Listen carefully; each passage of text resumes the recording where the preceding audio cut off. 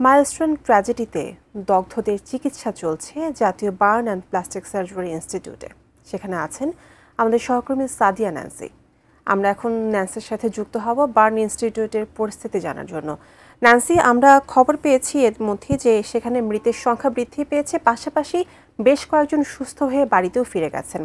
বর্তমানে বার্ন ইনস্টিটিউটের সর্বশেষ তথ্য আমাদের জানা। যেমনটি আসলে কিছুক্ষণ আগে জানাচ্ছিলাম যে আনুষ্ঠানিক যে আমাদের সম্মেলন সেটি কিন্তু এখন পর্যন্ত গণমাধ্যম কর্মীদেরকে আসলে জানানো হয়নি, অর্থাৎ মৃতের সংখ্যা নিয়ে। তবে আমরা এখানে যারা আছি তারা দেখেছি যে গতকালকে আপনি জানেন যে আনুষ্ঠানিকভাবে যেই দুপুরবেলা যে সংবাদ সম্মেলনটি হয়েছে সেখানে কিন্তু বলা হয়েছে যে মৃতের সংখ্যা আসলে ৩৫ জন।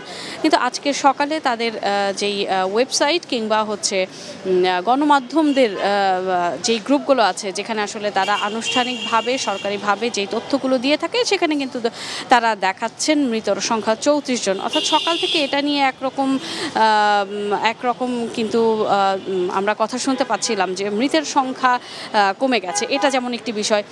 পাশাপাশি চিকিৎসাধীন অবস্থায় যারা আছেন, নতুন তথ্য বলতে শুধু এটি আমরা তথ্য পেয়েছি যে আজকে যেই 10 জনের কথা বলা হয়েছিল যে পর্যায়ক্রমে তাদেরকে আসলে রিলিজ দেওয়া হবে, অর্থাৎ তাদের শারীরিক অবস্থা কিছুটা ভালোর দিকে। সেই 10 জনের মধ্যে থেকে আজকে হয়তো 2 থেকে 3 জনকে আসলে ছেড়ে দেওয়া হবে, এই ধরনের একটা তথ্য কিন্তু আমরা পেয়েছি। যদিও সেটি আনুষ্ঠানিকভাবে হাসপাতাল কর্তৃপক্ষ থেকে এখনও জানানো হয়নি, হয়তো কিছুক্ষণ পর তারা ব্রিফিং করে সেটি আমাদের জানাবেন।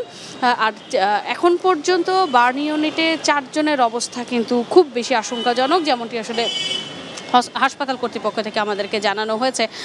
পাশাপাশি 10 জনের অবস্থা মোটামুটি ভালোর দিকে। তাদেরকে হয়তো আজকে সেই 10 জনের মধ্যে থেকে কয়েকজনকে হয়তো আজকে আইসিইউ থেকে তাদেরকে কেবিনে স্থানান্তরিত করার কথা রয়েছে, সেমনটি কিন্তু আমরা গণমাধ্যম কর্মীরা জেনেছি। তবে সবচেয়ে বড় বিষয় হচ্ছে এই যে তথ্যগুলো আমরা সকাল থেকে এখানে থেকে দেওয়ার চেষ্টা করছি, এটা কিন্তু মূলত আমরা এখানে যারা গণমাধ্যম কর্মী আছি তারা ভেতরে গিয়ে সেভাবে জেনে আপনাদেরকে জানাতে পারছি, কিন্তু আনুষ্ঠানিকভাবে তাদের পক্ষ থেকে কিন্তু এই তথ্যগুলো এখন পর্যন্ত ঘোষণা দেওয়া হয়নি। তবে এখন পর্যন্ত যারা চিকিৎসাধীন অবস্থায় আছেন তাদের মধ্যে সংকটাপন্ন 4 জন এবং 10 জনের অবস্থা কিন্তু বলছিলাম যে কিছুটা ভালোর দিকে।